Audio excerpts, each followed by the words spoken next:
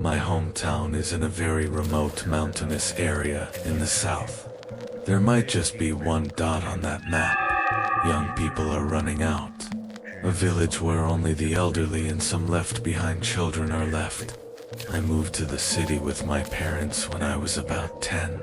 Only every summer vacation or Chinese New Year, I will go back to see my grandparents. Our village is called It's an old-sounding name. The village is surrounded by mountains on 3 sides. Only a narrow road leads to the outside. The most important place in the village is not the ancestral hall. It's not the village committee. It was a small temple on a hillside east of the village, in the memory of the mountain temple. This mountain temple has always been there. He is not grand. It's kind of run down, if you will. The bluestone steps are covered with slippery moss.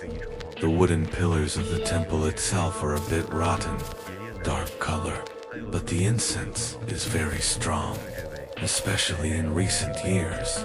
Grandparents and all the old people in the village, they are all in awe of this deep master.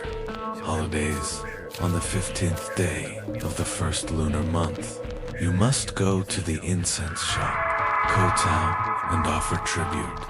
I didn't understand when I was a child. I just feel that the temple is dark. The clay statues of the mountain god are not good looking either. His face was black, eyes wide, a little fierce. Grandma always said, the mountain god is to bless us with good weather and safe benefactor. Don't talk nonsense. This time I came back because my grandfather was seriously ill. He's getting older. I haven't been in good health. I was suddenly bedridden a while ago. The doctor can't tell why. Just let it go home and recuperate. My parents are busy with work and can't get away. Just let me come back and take care of it for a few days. Return to this familiar and unfamiliar place. Nothing seems to have changed, and something seemed wrong, especially the mountain temple. It was about the 3rd day after coming back. Grandma sees that Grandpa's condition is not getting better.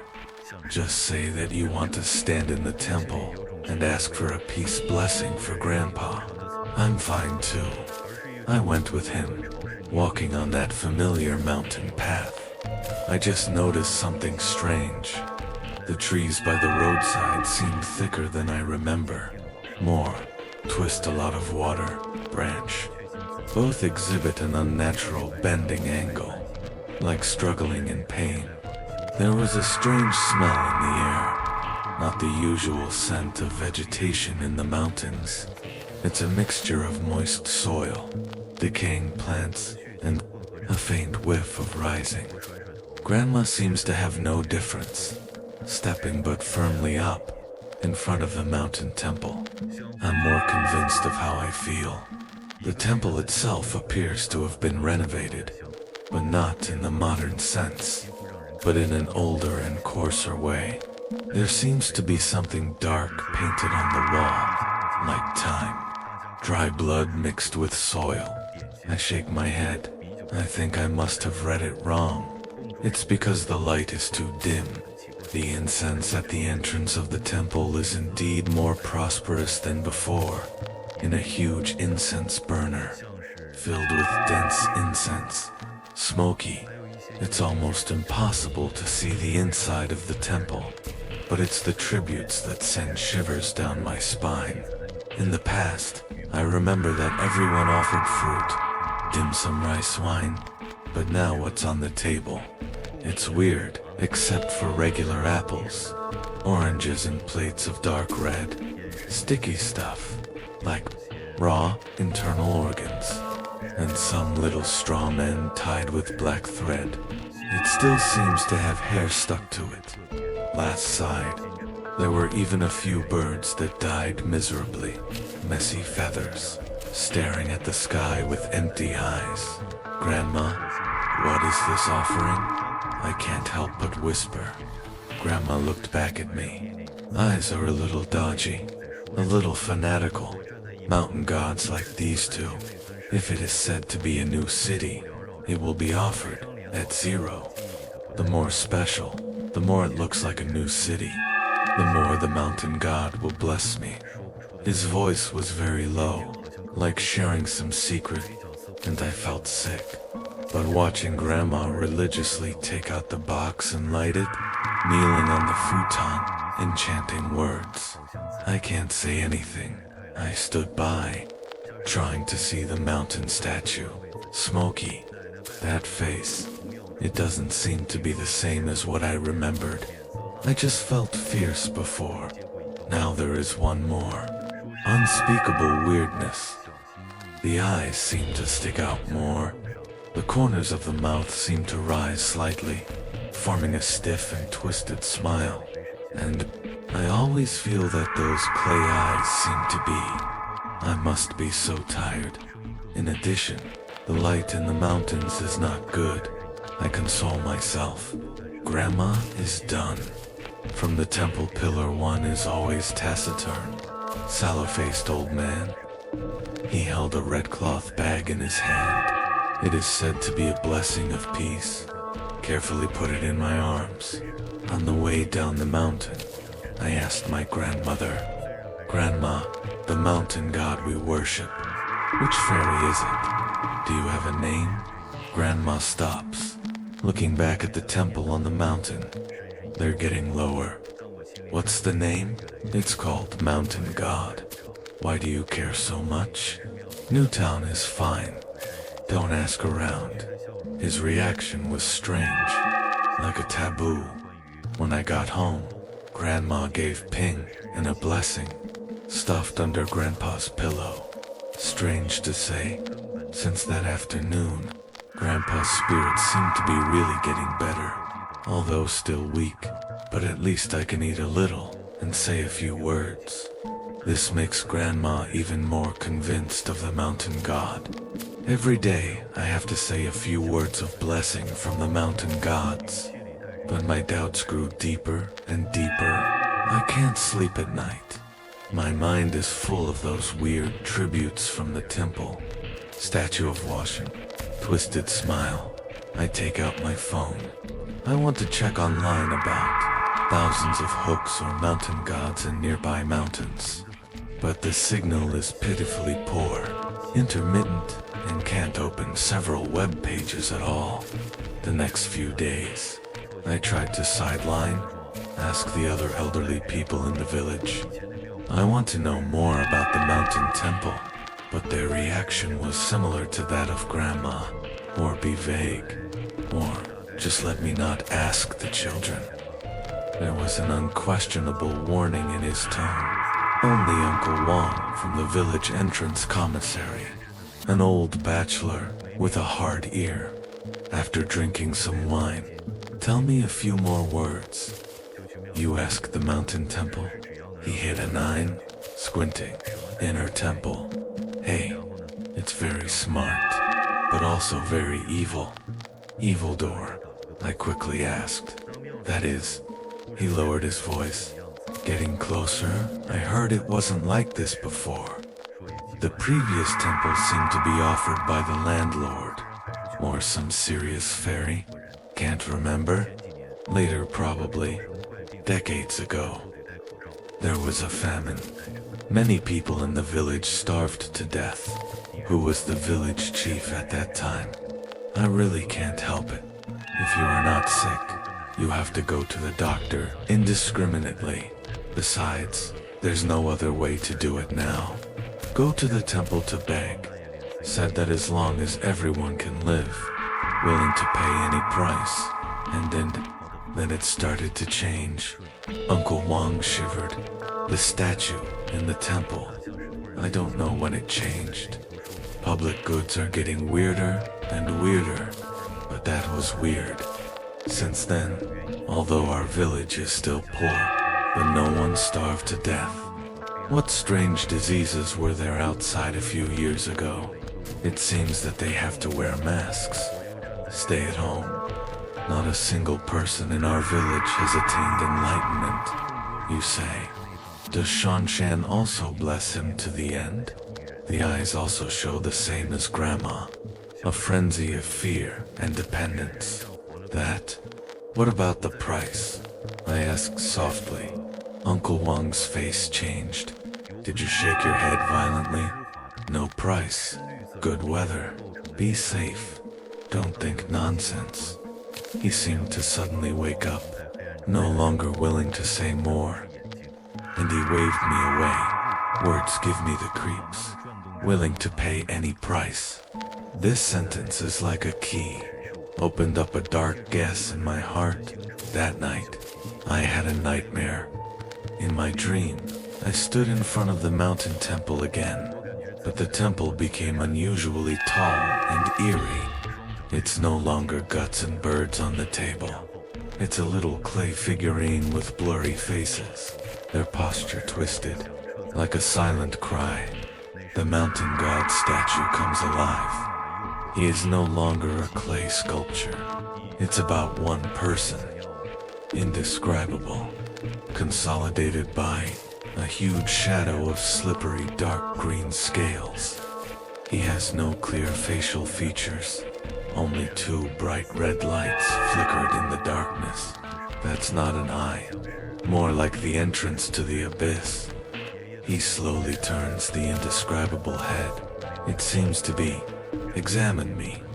The air was thick with fishy stench and rot, mortal breath, and that kind of cold and human malice. I feel my soul trembling. Want to run away? My feet are like lead. Then I heard a voice, not through the ears. It was directly in my head. That sound is ancient. Husky is full of temptation. Hunger?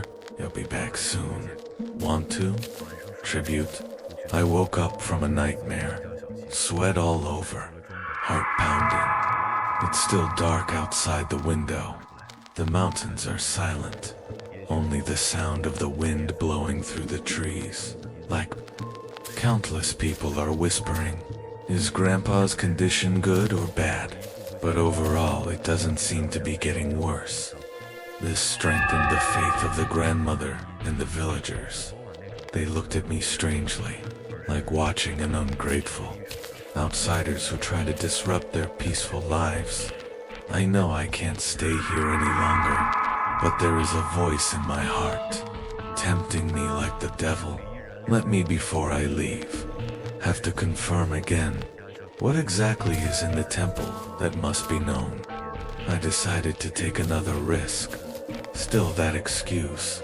I can't sleep at night and go for a walk. This time I was more careful. Bring your gear and the peace charm under Grandpa's pillow. Sneaked it out. In my arms. Might be useful. Night is like ink. The mountain road is eerie. The hydrogen is even more potent, almost solidified into stone. I climb up step by step. The heart seems to be jumping out of the chest. When approaching the entrance of the temple, I heard voices. Not the monotonous kowtow sound of last night, but a low, eerie chanting. That's not Chinese. It's not any dialect I've ever heard. Syllables are weird and twisted, filled with an ominous odor. The dim yellow oil lamp is still on in the temple. I take a breath, suppress the fear, touch the old window again, inward peek. This time, the sight in the temple made my blood clot. The temple pillars are still kneeling there, but there was one more person in front of him. It's Uncle Wang. You talked to me during the day. Uncle Wang of the village entrance commissary. He was face down on the ground, not moving at all. Life and death on his back, with some kind of black paint, filled with weird symbols. Those symbols seem to be slight peristalsis. Miyaju ignored Uncle Wang on the ground. He's got his hands up. It's like holding something intangible to the idol, chanting frantically in that inhuman language. Idol. The idol moved, not an illusion. The clay statue, his head is really rotating slowly, those protruding lifeless eyes, staring straight in the direction where I'm hiding. He found me, a cold, a great malice instantly enveloped me, like being targeted by some giant dance. Can't move. My mind went blank. Can't even scream. The chanting of the wonderful column stopped abruptly. He jerked back. Those two black eye sockets. Aim at me again. Noob. Has the tribute been delivered to your door? He made that raspy, twisted sound, but this time there's a hint in the tone. Confused, no. The breath is wrong. He stood up slowly. Come towards me. It's over. That's all I have left in my mind. Just then, the red peace charm in my arms. Suddenly it gets hot. The wonderful place let out a shrill scream. Fall back as if burned. His eyeless face twisted in pain. Take this opportunity. I don't know where the strength comes from. And slammed open that old window. Rolled over into the temple. The moment you fall to the ground. The pain came, but I can't take care of it. I got up and tried to run for the temple gate, but it's too late. The temple gate slammed shut in front of me, like an invisible hand. The light of the oil lamp swayed violently, pulling everything out of the temple. Grotesque shadow. She looked at her face and made a painful sound, but he didn't come forward again. He just turned around, kneeled down again in front of the idol, with a more fanatical, more desperate tone. Continue that old chant. My back is against the cold temple gate, looking at everything in front of me in horror. The statue. He froze more visibly. Cracks begin to appear on the surface of the clay sculpture. It's not a natural crack. It's like something to break free from the inside. A dark red light shines through the cracks, and the dark green scales of age. No, those aren't scales. I see it clearly, seeping through cracks. It was thick, dark red blood, mixed with broken soil, and some indescribable living tissue. The idol is bleeding. At the same time, an irresistible force grabbed me. It's not a physical force. It's a psychological attraction. I couldn't help but be drawn to the idol. My consciousness is starting to blur. The chanting is getting smaller and smaller, faster and faster, like urging something. I feel something is getting into my head. Cold, hungry, ancient consciousness. Afterwards, to a voice in my head. It's wonderful not to know. It's an idol, or something else. I try to struggle, try to step back, but my body wasn't working. My footsteps move forward involuntarily, to the one that is melting, bleeding idol. I saw the contorted face of the idol. The stiff smile seemed to expand even more. Those protruding eyes. At this moment, a strange red light is flashing. They are no longer soil. It became something alive. I'm getting closer and closer to the idol. I remembered my grandfather's words. Go away and don't come back. I remember my grandmother's mixed fear and dependent eyes. I remembered what Uncle Wong said. Willing to pay any price. Is this the price? Not giving your life. It's about giving yourself up. Be a part of this thing, or become himself. My consciousness is rapidly dissipating by that cold, swallowed by a huge, hungry will. I feel like my skin is hardening, losing temperature. It's like turning to mud and stone. My gaze is rising. I can see the whole temple. See the temple pillars kneeling on the ground. I see the crowd outside the door. It seems that some villagers are holding torches, heading up the mountain. They are here to welcome something new, the last remnant of my consciousness. feeling boundless fear and a strange sense of satisfaction. Hunger requires sacrifice, need their fear. So noisy, here they come, with offerings, fresh fear. It's delicious, here I am. I am the mountain god. I am the temple. I am your god. Kneel down and offer. I am straight, too, forever, forever and ever.